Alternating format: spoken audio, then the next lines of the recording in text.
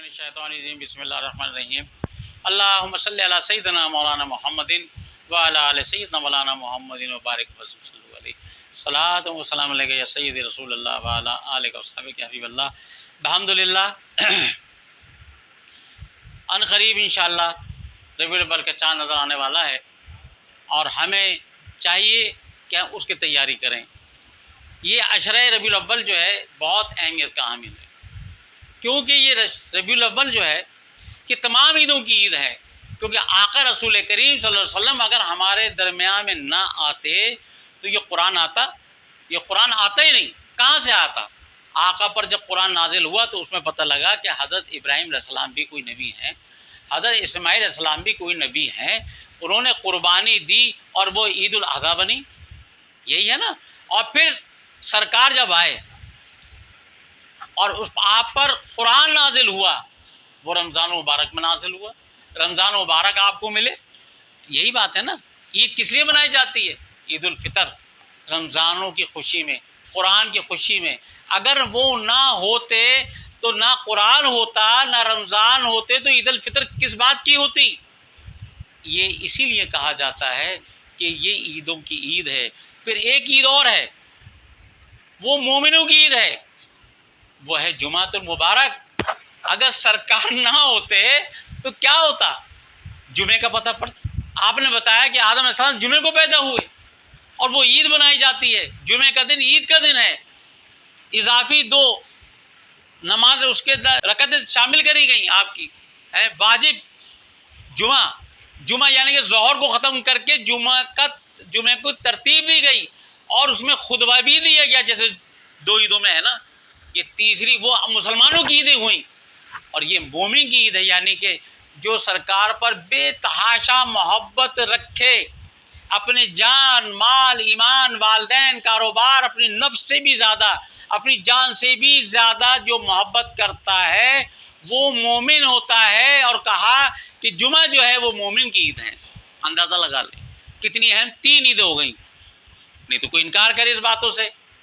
اب جو تینوں عیدیں ہمیں ملی، جمعے کی عید، عید الفطر، عید الاضحیٰ، وہ کس لیے ملی؟ کہاں سے آ گئی وہ؟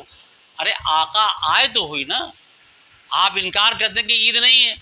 عید کیسے نہیں ہے؟ عید کے معنی خوشی کے ہیں، خوش ہونے کے ہیں۔ تو سرکار آنے پر جب اللہ خوش ہوا سرکار کو بھیجنے پر اور اس نے دنیا کو سجایا، 3 جھنڈے نیچے بھیجے، جھنڈے لگائے، تو اب جھنڈے لگانے سے مطلب کیا ہے کہ سالار آ گیا۔ پہلے بادشاہ جب نکلا کرتے تو پہلے ان کا جھنڈا چلا کرتا تھا آگے، پتہ لگتا تھا کہ کون سی ریاست کا بادشاہ آگے آ رہا ہے، تو جھنڈا لے کے نشان چلا جاتا تھا لے کر۔ تو جب سرکار آئے تو اللہ نے پہلے نشان بھیجا کہ سبز لے کر آ رہا ہے، رنگ خضر لے کر آ رہا ہے، ہریالی لے کر آئے، امن لے کر آ رہے ہیں، سکون لے کر آ رہے ہیں، آبادی لے کر آ رہے ہیں سرکار۔ تو جھنڈا آیا۔ تو جھنڈا کب لگتا ہے؟ جھنڈا کس بات پہ لگاتے ہیں ہم لوگ؟ ہم 14 کی خوشی مناتے لگاتے ہیں نا۔ تو پھر تو اب سرکار کے آنے پہ جھنڈا لگنا چاہیے، تو خوشی کا دن تو ہے یہ۔ پھر اس کو سجانا بھی چاہیے۔ جب خوشی ہوتی ہے، ہمارے یہاں شادی ہوتی ہے یا کوئی نیک پروگرام ہوتا ہے تو ہم کچھ لائٹیں لگاتے ہیں نا۔ اب لائٹیں کیوں لگا رہے ہو بھائی؟ یہ اسراف ہے۔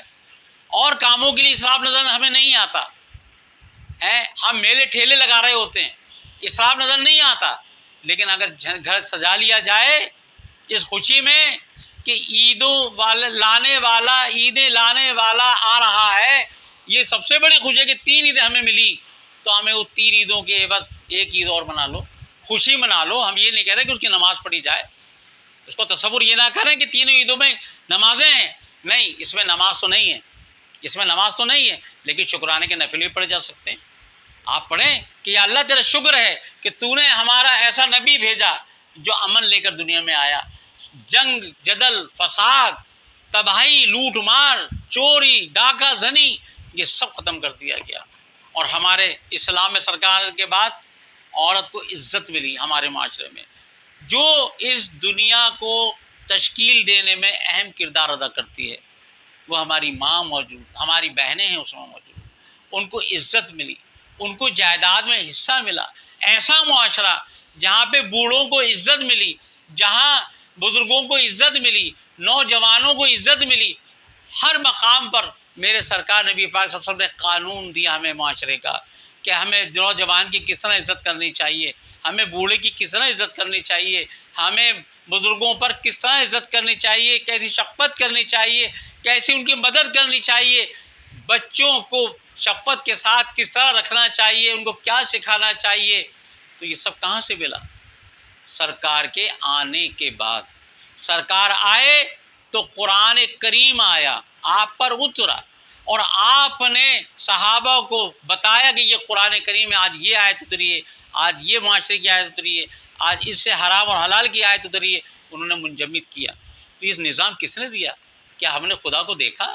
نہیں, ہم نے خدا کو نہیں دیکھا. ہم نے دیکھا کہاں ہے؟ یہ تو سرکار فرمانے کہ آج جبرائیل آئے اور یہ آج آیت یہ صورت مجھے دیکھے گئے. تو یار کتنی بڑی خوشی کا دن ہے کہ ہمیں اس میں نوافل ادا کرنے چاہیے, اس میں اپنے گھروں میں دسترخوانوں کو وسیع کرنا چاہیے. ہاں یہ بات ضرور ہے کہ لنگر کو رزق کو پھینک کے نہیں دینا چاہیے, ہمارا اسلامی طریقہ نہیں ہے.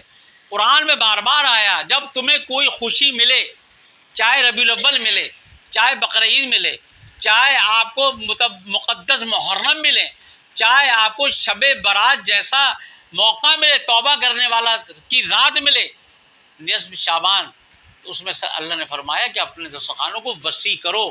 دسترخوان روڈ پہ نہیں بانٹا جاتا, دسترخوان گھروں میں سجا, یعنی کہ تمہارے گھروں میں ہی برکت ہو.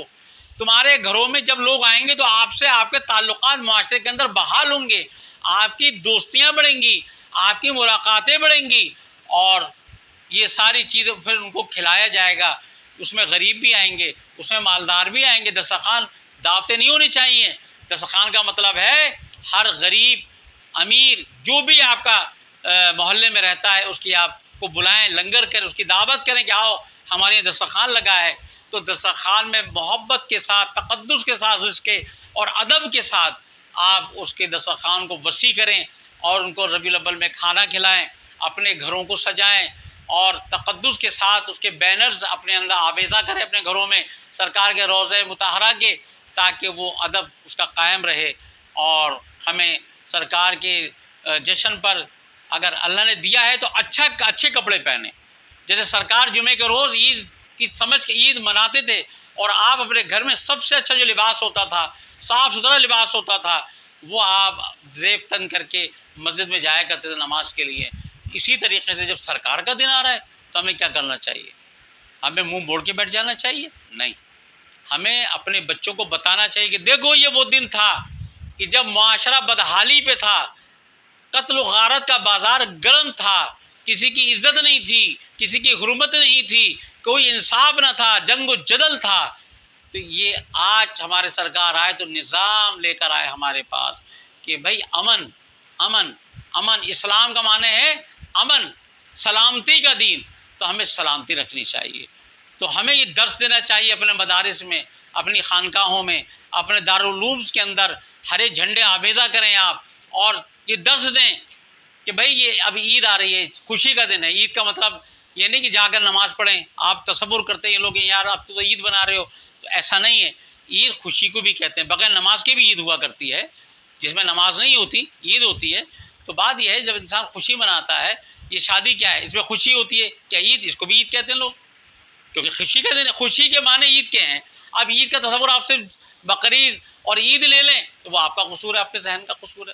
اور پھر اس کو مماثلت کریں اس بات سے کہ آپ عید تیسری عید منا رہے ہیں. تیسری عید تو ویسے جمعے کی آ گئی, نہیں تو انکار کریں قرآن سے حدیث سے کہ بھئی تیسری عید ہو ہی نہیں سکتی, تو یہ تو چوتھی عید ہے. اب کیونکہ سب سے اہم عید جو ہے وہ یہی ہے کہ جب سرکار آئے تو ہمیں بقرعید ملی, سرکار آئے تو عید الفطر ملی, سرکار آئے تو ہمیں جمعہ جیسی عید سعید ملی, اور سرکار آنے پر بھی ہمیں خوشی ہوئی اس بات کی سرکار آ گئے, ہمارا معاشرہ امن والا معاشرہ ہو گیا, اور اسلام جو ہے سلامتی والا اسلام دین ہمارے پاس آ گیا.